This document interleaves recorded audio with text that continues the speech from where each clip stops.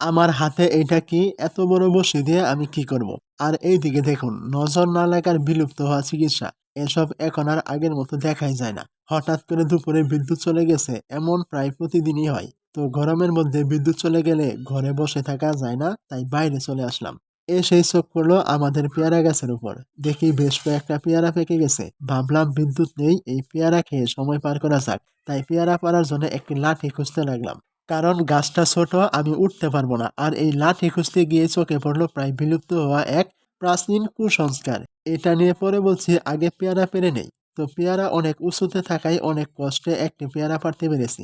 যদিও অনেক কষ্ট হয়েছে, তবুও ভালো লাগছে। তো এখন আসি বিলুপ্ত হওয়া এক প্রাচীন কুসংস্কারের কথা, যেটা আমি পেয়ারা পাড়ার জন্য লাঠি খুঁজতে গিয়ে দেখেছি। এই হলো সেই প্রাচীন কুসংস্কার, যেটা মানা হয় এমন বাতিল হওয়া ঝাড়ু গাছে বেঁধে দিলে নাকি ওই গাছে হওয়া ফল মানুষের বদনজর লাগে না।